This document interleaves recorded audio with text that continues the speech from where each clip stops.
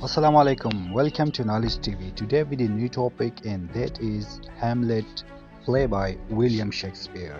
This is a very important play of Shakespeare, and it is a tragedy written by William Shakespeare. Before watching this video, if you are new with the channel, kindly subscribe and press the bell icon for new videos. Today we're going to talk about Hamlet play, that what are the important characters in this play, what are the themes in this play, and what are the summary of this play. Okay, so let's take a start. Hamlet in full. Hamlet, Prince of Denmark, tragedy in 5 acts by William Shakespeare, written about 1519 to 1601 and published in a quarto edition in 1603 from an unauthorized text with reference to early play. The first folio version was taken from a second quarto of 1604 that was based on Shakespeare's own papers with some annotations by the bookkeepers. Shakespeare's telling of the story of Prince Hamlet was derived from several sources, notably from books 3rd and 4th of Saxo Grammaticus, 12th century Gesta Danorum, and from volume of History's Treatise, a free translation of Saxo by Francois de Villafranche. The play was evidently preceded by another play, the Hamlet now lost, usually referred to as Your Hamlet, of which Thomas Squire is conjecture author. A Shakespeare play often Hamlet is mourning his father who has been killed and lamenting the behavior of his mother Gertrude, who married his uncle Claudius within a month of his father's death. The ghost of his father appears to Hamlet, informs him that he was poisoned by Claudius, and commands Hamlet to avenge his death. Though instantly galvanized by the ghost command, Hamlet decided on further reflection to seek evidence and corroborations of the ghostly visitations.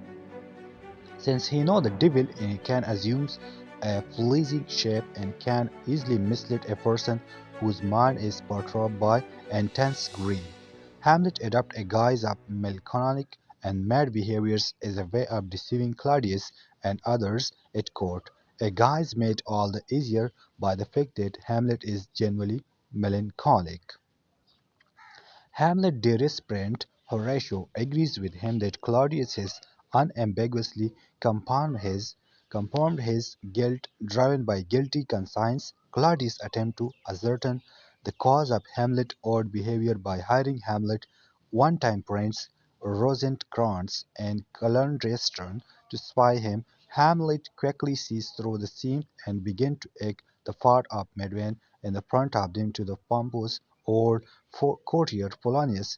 It is feared that Hamlet is lovesick over Polonius' daughter Ophelia. Despite Ophelia's loyalty to him, Hamlet thinks that she, like everyone else, is turning against him.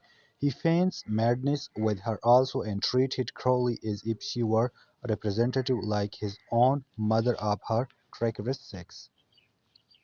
Hamlet contrives a plan to test the ghost accusation with a group of visiting actors. Hamlet arranges the performance of a story representing circumstances similar to those described by the ghost under which Claudius poisoned Hamlet's father. When the play is presented as plain, the performance clearly unnerves Claudius.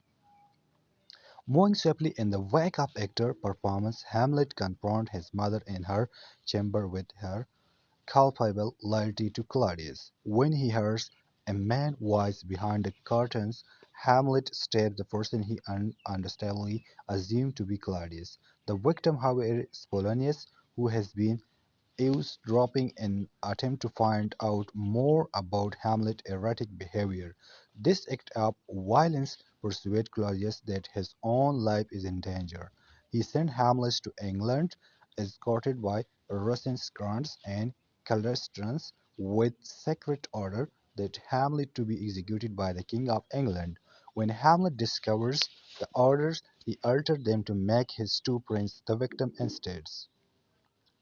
Upon his return to Denmark, Hamlet hears that Ophelia is dead of a suspected suicide, though more probably as consequences of her having gone mad over her father's sudden death, and that her brother's Letres seeks to avenge Polonius' murder. Claudius is only too eager to arrange the duel. Carnage ensues. Hamlet dies up on inflicted by a sword that Claudius and Laertes have conspired to tip with poison.